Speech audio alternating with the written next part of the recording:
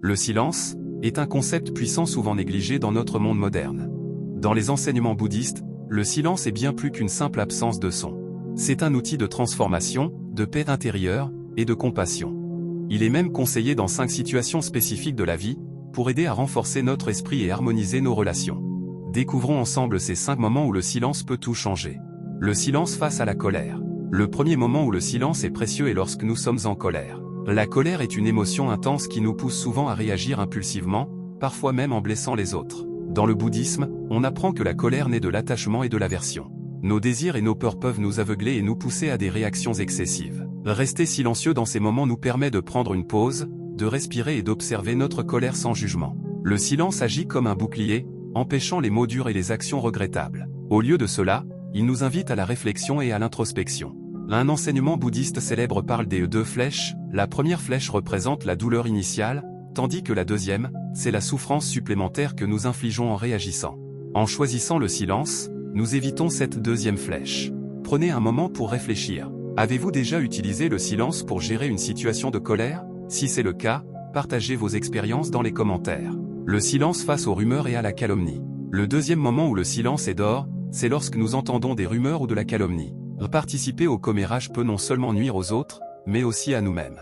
Les paroles médisantes ou mensongères propagent des énergies négatives et créent de la discorde.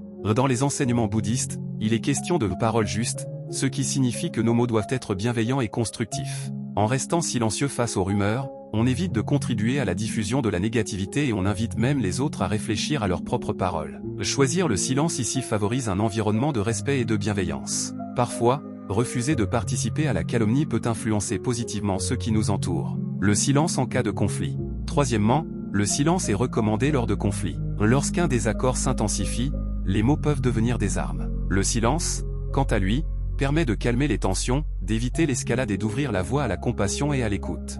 Rester silencieux dans un conflit ne signifie pas qu'on ignore nos émotions. Cela signifie que nous créons un espace pour écouter activement et rechercher un terrain d'entente. Ce silence crée une pause, où chacun peut prendre du recul et réfléchir. En choisissant de ne pas surenchérir, on permet à la discussion de rester respectueuse, et on montre qu'on valorise plus la relation que le besoin d'avoir raison. Et vous, avez-vous déjà utilisé le silence pour résoudre un conflit? Partagez vos histoires dans les commentaires. Le silence face à la souffrance d'autrui.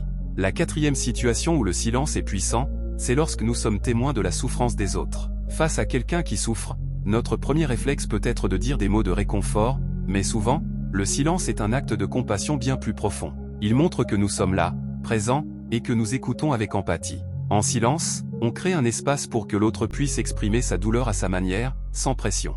Parfois, être simplement là, sans parole, est la meilleure façon d'aider. Ce silence est une manière de dire « je suis avec toi », sans jugement, et prêt à écouter quand tu en as besoin. Il honore le chemin de chacun et permet à la personne de trouver son propre chemin vers la guérison. Le silence dans sa propre souffrance. Enfin, le 5e moment où le silence est essentiel, c'est dans notre propre souffrance. Dans les moments de douleur personnelle, il est naturel de chercher le soutien des autres, mais le bouddhisme nous rappelle que le silence peut être une puissante source de guérison. Le silence face à sa propre souffrance permet de plonger dans une introspection sincère et de reconnaître sa douleur sans jugement.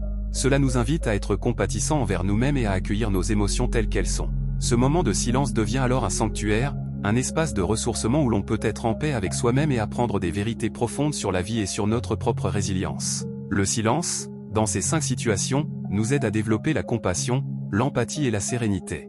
Ce n'est pas de l'indifférence, mais un choix conscient de donner de l'espace pour écouter, réfléchir et répondre avec sagesse. En intégrant cette pratique dans notre quotidien, nous nous rapprochons des enseignements bouddhistes, qui sont alléger notre souffrance, cultiver la pleine conscience, et nous ouvrir à l'interconnexion de tous les êtres. Le silence nous permet de trouver des solutions à nos problèmes et de découvrir une paix intérieure. Merci d'avoir suivi cette vidéo sur le pouvoir du silence. N'oubliez pas de liker cette vidéo si vous l'avez trouvée utile et de vous abonner à la chaîne pour plus de vidéos inspirantes. Partagez vos expériences avec le silence en commentaire, nous serions ravis de lire vos histoires. Et rappelez-vous, parfois, le meilleur choix de mots, c'est le silence.